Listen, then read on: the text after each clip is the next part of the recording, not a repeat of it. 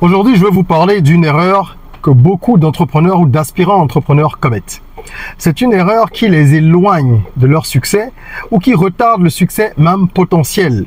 Parce que généralement, les gens, ils ont une superbe idée, mais ils se disent que comme ils n'ont pas les moyens, il faut attendre, il faut chercher, etc., etc. Vous savez, une journée, ça passe vite. Une semaine, un mois, une année, 2, 3, 4 années.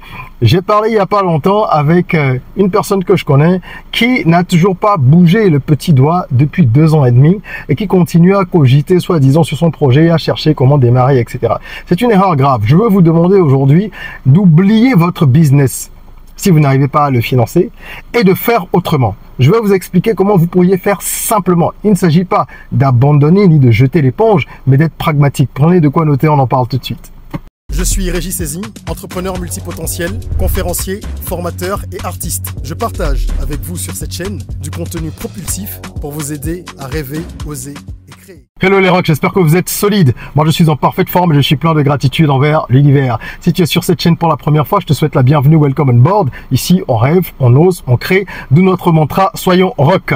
Tous les jours il y a une nouvelle vidéo sur des thématiques propulsives. On parle ici d'entrepreneuriat, de business, de mindset, développement personnel, d'éducation financière et d'actualité de la communauté noire. Aujourd'hui on va parler business justement et je vais évoquer cette erreur là. J'ai déjà annoncé les couleurs un peu en introduction qui est malheureusement commise par beaucoup d'entrepreneurs ou d'aspirants entrepreneurs ou de primo-entrepreneurs. Parfois même des entrepreneurs avec pas mal d'expérience. Alors, ce que je vais vous proposer comme solution aujourd'hui, il faut que vous compreniez que c'est un entre-deux. D'accord? C'est un entre-deux, c'est comme un entremets. On le prend l'entremets entre deux, mais n'est-ce pas? Alors, la solution que je vais vous proposer, elle va être une solution qui va s'intercaler en fait entre deux situations et vous aurez la possibilité de pouvoir puiser dans des ressources que je mets à votre disposition si vous voulez l'appliquer. La ressource en question, c'est le livre 100 business rentables pour l'Afrique qui est disponible dans la section commentaires. Vous avez un lien dans lequel vous allez trouver plusieurs idées de business qui sont adaptées à notre contexte, à l'Afrique, avec également une méthode pour choisir le business qui vous convient et un template de business plan offert en plus. Pourquoi est-ce que je dis que cette ressource peut vous être utile? Suivez bien mon raisonnement. Lorsque vous avez une idée, vous n'avez pas forcément le budget qu'il faut, le financement nécessaire. C'est pour ça qu'on entend beaucoup de gens dire « Oui, j'ai une idée, mais j'ai pas les moyens, j'ai une superbe idée, je vais changer le monde, etc. Si j'avais l'argent, si j'avais l'argent. » Généralement, les gens le disent, mais même avec le financement, il ne ferait pas grand-chose de pertinent. Ça, c'est une parenthèse. Parce que quand vous n'avez pas de plan, vous ne pouvez pas développer un projet. Moi, je dis souvent aux gens, si vous n'avez même pas un business plan pour vous-même, avant même d'aller chercher à lever du financement, vous n'êtes pas prêt à développer un business. Même avec le business plan, on fait des erreurs. Et on se casse parfois la figure. Donc, imaginez ça. Donc, le problème du financement n'est pas toujours le problème principal. Mais c'est ce qui coince quand même. La plupart des gens estiment que c'est ce qui manque, c'est ce qu'ils n'ont pas, c'est ce qu'il leur faudrait. Et certains, bien préparés avec un business plan, une étude de marché, tout ce qu'il faut, ont également ce problème-là. Qu'est-ce qu'ils font généralement? Déjà, les gens ne savent pas chercher du financement. Au-delà de ça, ils attendent, ils sont très passifs. Et ils se disent, tant que je n'aurai pas trouvé les fonds pour développer mon idée, eh ben, je ne vais pas bouger. Si je trouve pas les 10 millions qu'il me faut, je peux pas démarrer. Si je trouve pas 5 millions, si je trouve pas 15, 100, 150 millions, parfois, c'est vrai, il y en a qui sont plus modestes et qui comprennent qu'il faut avoir une version déjà petit format de son projet pour se lancer. Mais même là, ils vous diront, j'ai pas les moyens de. Vous n'avez pas les moyens de financer votre activité.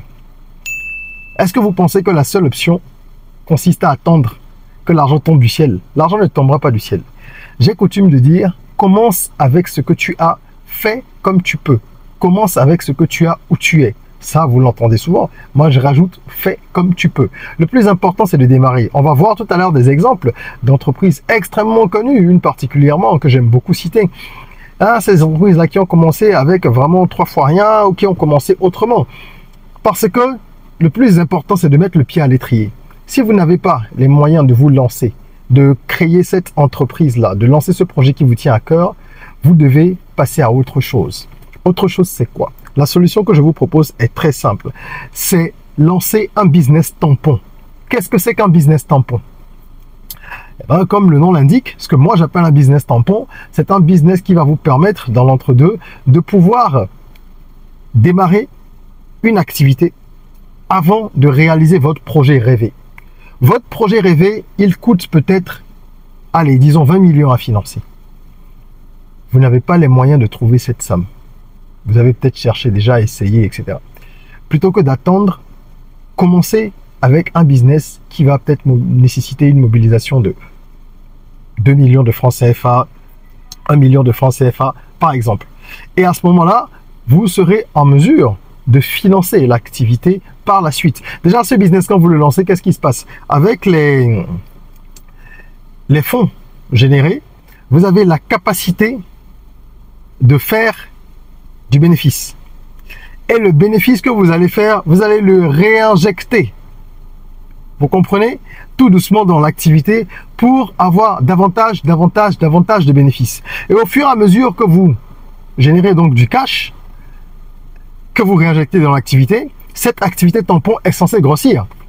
Et si elle grossit, vous aurez peut-être les moyens de lancer l'activité rêvée, donc le business qui est celui qui vous fait vraiment kiffer plus tard. Ça peut mettre des années, mais il faut être patient et comprendre que les choses évoluent progressivement.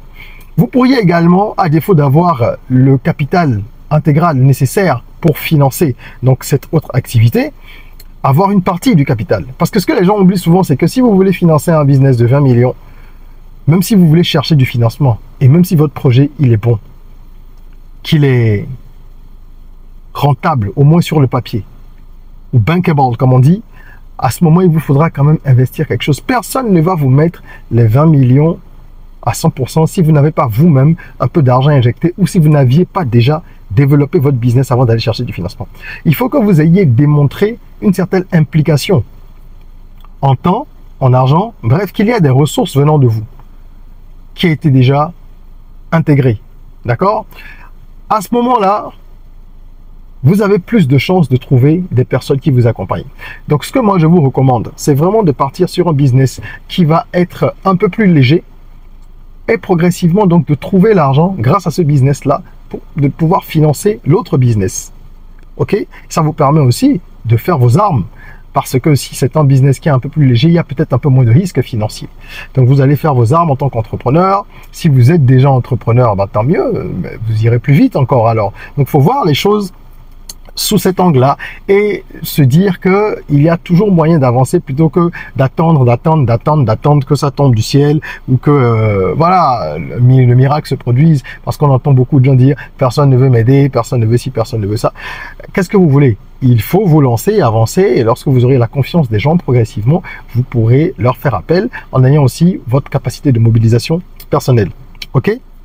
Donc, c'est un peu l'approche que moi, je vous propose. Vous pouvez devenir freelance.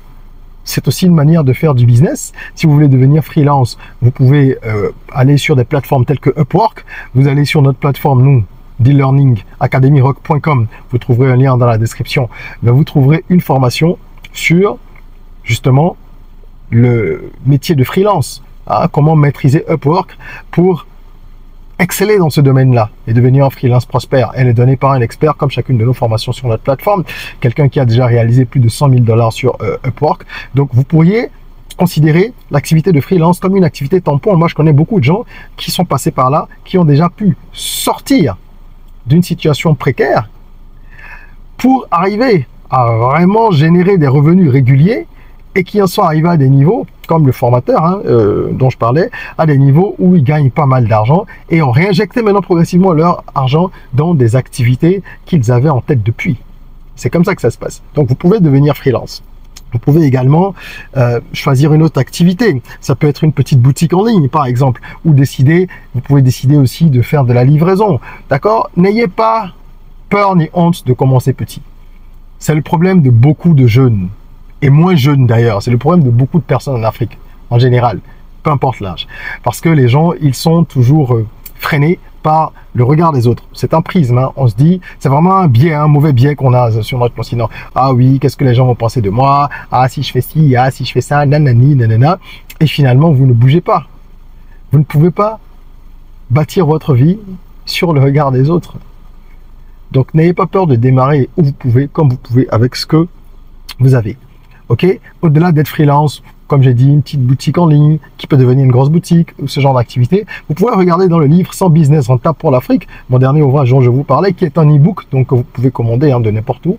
Vous recevez le PDF directement dans votre boîte email après l'achat avec le template de business plan qui est offert.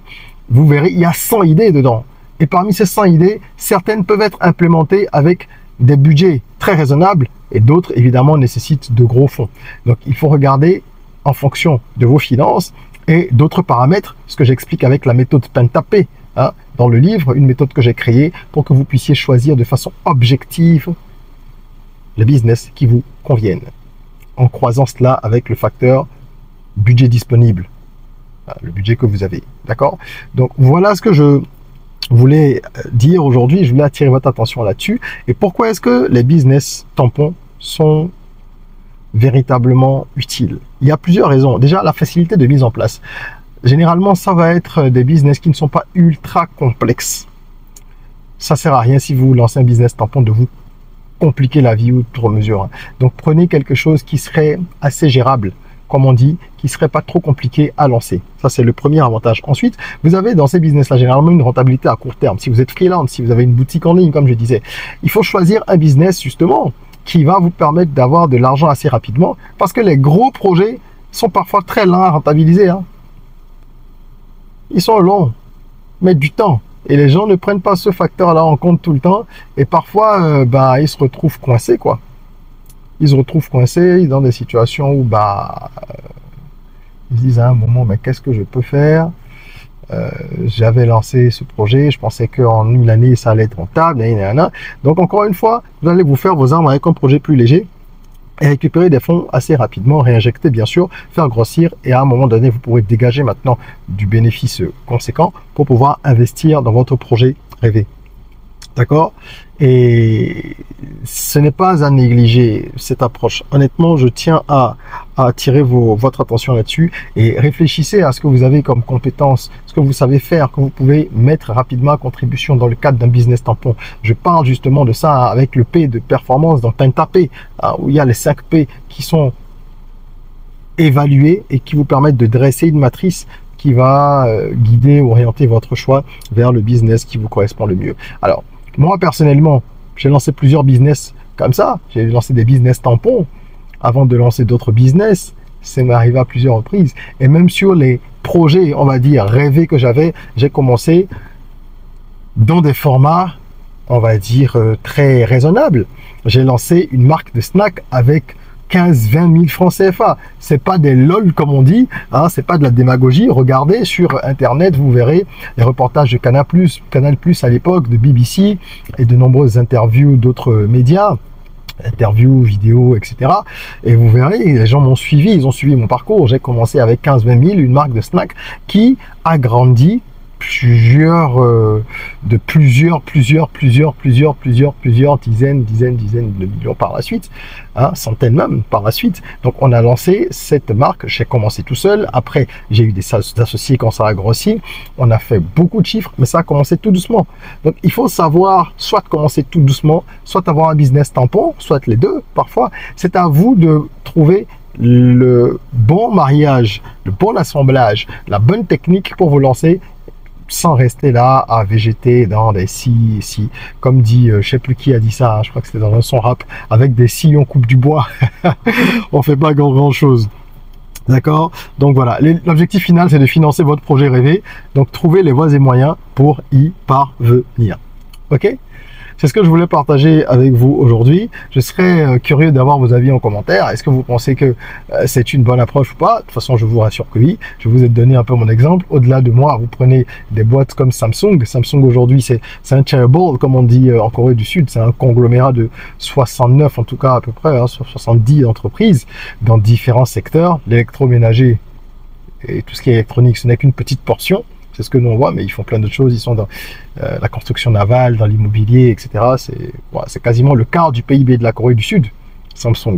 Donc cette grosse marque qu'on connaît tous, marque mondiale, a démarré comment? Comment est-ce que ça a démarré? Le fondateur, il vendait du poisson. Vous vous rendez compte? C'était une petite boutique. Il vendait du poisson qu'il exportait vers la Chine. Et ça a grossi, il est allé vers d'autres choses, etc. Parfois, on a une idée dans la tête, mais comme on ne peut pas encore la mettre sur pied, eh bien, on passe par d'autres étapes. Voilà. N'hésitez pas à mettre un petit like si vous avez aimé cette vidéo. Merci de l'avoir suivi. Partagez-la pour que le maximum de personnes profitent de ce type d'informations. Ne gardez pas les bonnes choses que pour vous. Et en attendant qu'on se retrouve pour une nouvelle vidéo, prenez soin de vous, de votre corps, mais aussi et surtout de votre mind. Rêvons, osons, créons. Soyons rock.